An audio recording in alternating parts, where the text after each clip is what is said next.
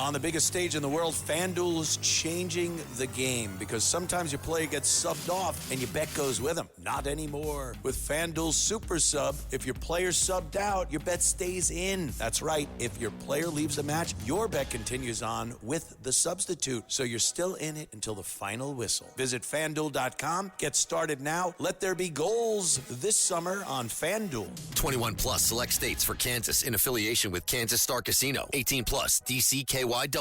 Gambling problem? Call 1-800-GAMBLER. 1-800-MY-RESET. 888-789-7777. Visit ccpg.org/chat. Connecticut. Visit mdgamblinghelp.org. Maryland. Visit gamblinghelplinema.org. Call 800-327-5050. Massachusetts. Call 877-8-HOPE-NY. Text HOPE-NY in New York. Call 877-770-7867. Louisiana. Visit FanDuel.com. Get started now. Let there be goals this summer on FanDuel. Listen, all you New Yorkers.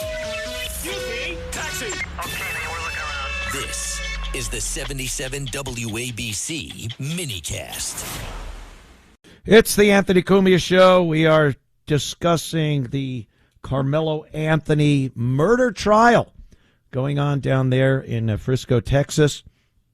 And it is heated, man. It is heated. The social media platforms are just full of people that are very divided on this. A lot of people know the story. I just, before the break, did a quick summary of what had happened.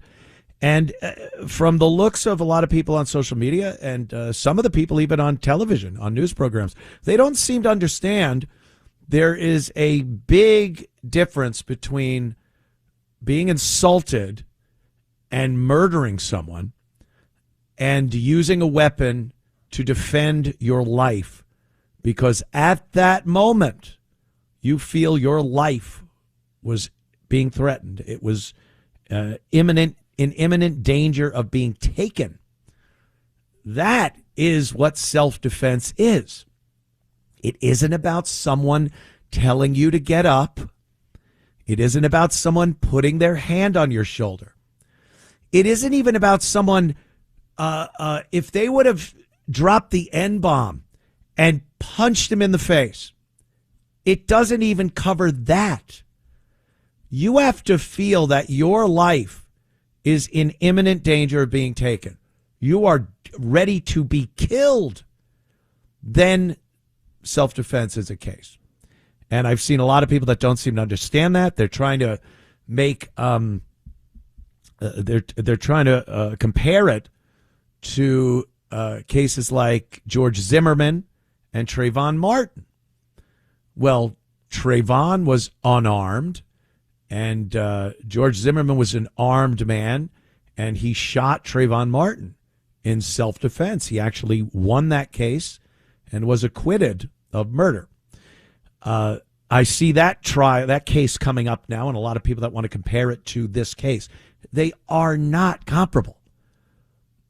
There was some type of verbal altercation between Trayvon and George Zimmerman. Trayvon escalated it to a physical altercation. He was punching George Zimmerman in the face and beating his head against a cement sidewalk. George Zimmerman had pictures of wounds on his head. His nose was broken. George Zimmerman had said that he felt he was ready to go unconscious. He had a gun. He thought that gun can be used against me. This guy wants to kill me. He's beating my head against cement. That was what that case was. And the jury decided, yeah, George Zimmerman had enough he could reasonably assume that if this were to continue, he wouldn't live through it. If you can reasonably assume, convince a jury, all the testimony, the witnesses, the evidence, and that jury goes, oh, yeah, if I was in that position, I would absolutely feel like my life was being threatened and I would have to do something, even to the point of using deadly physical force. And the jury agreed in the George Zimmerman case. Would you agree based on the evidence we've seen so far, and I know we still have the defense's case coming up, but again, if they can't come up with something extraordinary, this doesn't look like much more than Carmelo Anthony was insulted. He did not want to leave the tent. When people told him to leave, he felt he was disrespected. And when the slightest touch was put on him, a hand on his shoulder, as many witnesses testified, he decided to kill the person that was touching him. Now, do you think that defense is going to be able to convince the jury that if they were in that position, they would have done the same thing? Every jury member sitting there would go, yeah, that sounds like a situation where I would have to kill somebody. I would have to take a life because my life was in imminent danger of being taken. I don't think so. I don't think any reasonable person would feel that that situation merits killing another person. So, like I said, that defense has their work cut out for them. Really does. Another little point of contention is the jury. When the jury was chosen last week, there was not one black person on the jury. And look, you have the right, the prosecution and the defense has the right to exempt certain people from the jury. They have a certain number of challenges that they can make against certain jurors. So if someone comes up and you ask a question, have you ever been the victim of this type of crime? And it's a crime that's similar to what had happened, the case that you're working on. I don't think the defense attorney would like to have somebody on the jury that has been through the same thing.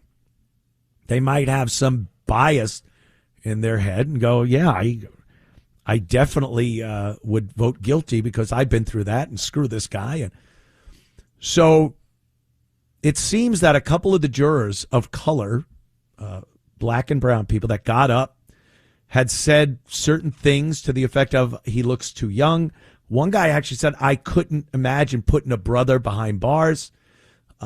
This is why people were refused from the jury by the prosecution. I'm sure the defense probably wanted as many people of color on the jury as possible, but I guess they ran out.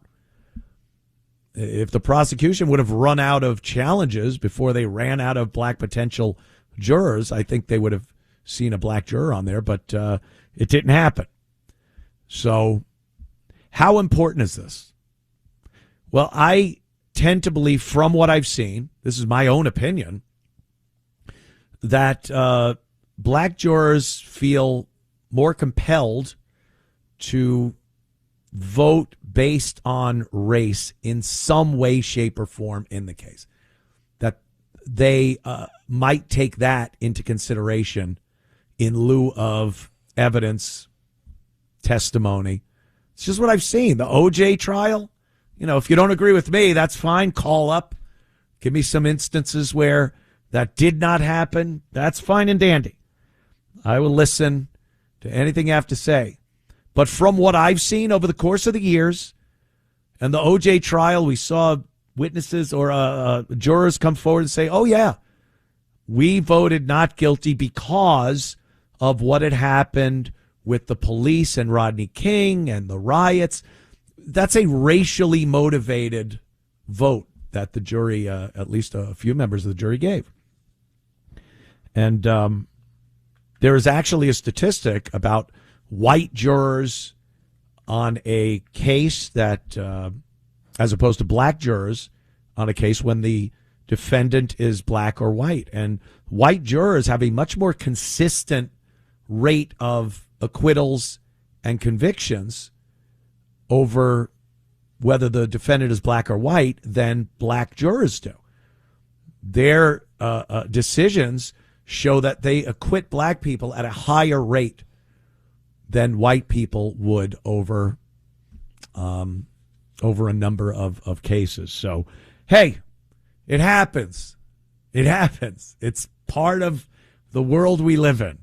So that's a point of contention, that there aren't any black jurors on this trial. And I'm sure if he's convicted, they're going to use that as a topic, a reason for an appeal, that they didn't have a fair jury because there were no people of color on the jury. So, I mean, it could work in his favor. They will get an appeal. It'll happen. But, all right, your calls, a lot more. You got to take another quick break, but this is heating up. We'll talk about this and other stories just starting here right after these words. Thanks for listening to the Anthony Cumia Show. You can hear the Anthony Cumia Show Sunday nights at 8. If you like the podcast, share it with your friends and listen anytime at WABCRadio.com and download the WABC Radio app. Hit that subscribe button on all major podcast platforms. Plus, follow WABC on social on Instagram, TikTok, Facebook, and X. See you next time for a new episode so you never have to wonder. What the heck is going on here?